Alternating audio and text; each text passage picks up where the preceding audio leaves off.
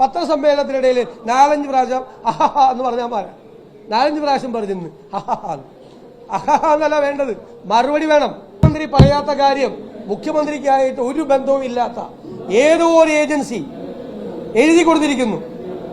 ആ എഴുതി കൊടുത്തിട്ടുണ്ടെങ്കിൽ മുഖ്യമന്ത്രി പറയാത്തൊരു കാര്യം, രാജ്യത്ത് ജനങ്ങൾ തമ്മിൽ ഭിന്നിപ്പുണ്ടാക്കുന്ന ഒരു കാര്യം എഴുതി കൊടുത്ത കൈസൺ എന്ന് പറയുന്ന ഏജൻസിക്കെതിരായി അവരെഴുതി കൊടുത്ത അനുസരിച്ച് മുഖ്യമന്ത്രി പറയാത്ത കാര്യം റിപ്പോർട്ട് ചെയ്ത ഹിന്ദുവിനെതിരെയും കേസെടുക്കാൻ ധൈര്യമുണ്ടോ? മറുപടി പറഞ്ഞില്ലല്ലോ. ഇന്നലെ ചോദിച്ച ചോദ്യത്തിന് വീണെടുത്ത് കിടന്ന് ഉരുളയാണ് മുഖ്യമന്ത്രി, വീണെടുത്ത് കിടന്ന് ഉരുളയാണ്. ഗീബൽസിനെ പോലെ നുണ പറയാ, ഗീബൽസിനെ പോലെ 1000 വട്ടം നുണ പറയാ, സത്യമായി മാറും എന്നുള്ള ധാരണയിലാണ് മുഖ്യമന്ത്രി. ആരെയാണ് നിങ്ങൾ പരിഹസിക്കുന്നത്? പത്രസമ്മേളനത്തിനിടയിൽ 4-5 പ്രാവശ്യം അഹഹ എന്ന് പറഞ്ഞാൽ പോരാ, 4-5 പ്രാവശ്യം പറഞ്ഞു അഹഹ എന്നല്ല വേണ്ടത്, മറുപടി വേണം. ചോദ്യങ്ങൾക്ക് പ്രധാനപ്പെട്ട ചോദ്യങ്ങളാണ് ചോദിച്ചിരിക്കുന്നത്. നിങ്ങളുടെ ഇന്റർവ്യൂ. ഇനി ഞാനൊരു കാര്യം കൂടി പറയാം.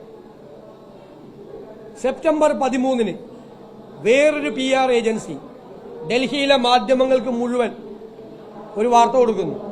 ആ വാർത്തയിൽ കഴിഞ്ഞ 5 കൊല്ലമായി കേരളത്തിൽ നടത്തുന്ന, മലപ്പുറം ജില്ലയിൽ നടത്തുന്ന സ്വർണ്ണക്കള്ളക്കടത്തിന്റെ വിവരങ്ങളാണ്, ഹവാല പണത്തിന്റെ വിവരങ്ങളാണ്. അത് മലപ്പുറം ജില്ലയിലാണ് ഈ പണം ദേശവിരുദ്ധ പ്രവർത്തനങ്ങൾക്ക് വേണ്ടി ഉപയോഗിക്കുകയാണ് എന്നുള്ള ഒരു നറേറ്റീവ് ഒരു PR ഏജൻസി ഡൽഹിയിലെ മുഴുവൻ മാധ്യമങ്ങൾക്കും കൊടുത്തു. സെപ്റ്റംബർ 13-ാം തീയതി.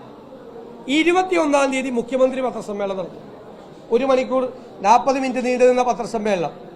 അതിൽ 5 കൊല്ലത്തെ കണക്ക് പറയുന്നില്ല, 3 കൊല്ലത്തെ കണക്ക് മാത്രം പറയുന്നു, മലപ്പുറം എന്ന് പറയുന്നില്ല.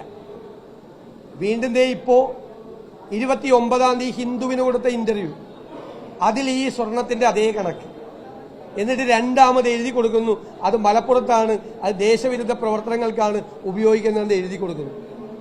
ഈ മൂന്നും, അതായത് സെപ്റ്റംബർ 13-ാം തീയതി മറ്റൊരു PR ഏജൻസി ഡൽഹിയിലെ മാധ്യമങ്ങൾക്ക് കൊടുത്ത ഈ സ്വർണ്ണക്കള്ളക്കടത്തിന്റെ വിവരവും, സെപ്റ്റംബർ 21-ാം തീയതി മുഖ്യമന്ത്രി പത്രസമ്മേളനം നടത്തി 3 കൊല്ലത്തെ മലപ്പുറം ജില്ലയിലെ ഈ വിഷയങ്ങളും, ഇപ്പോൾ 29-ാം തീയതി ഹിന്ദുവിന് കൊടുത്ത ഇന്റർവ്യൂ, ഈ 3 ഡ്രാഫ്റ്റും ഈ 3 നറേറ്റീവും നമ്മുടെ കയ്യിലുണ്ട്, മാധ്യമങ്ങളായ നിങ്ങളുടെ കയ്യിലുണ്ട്.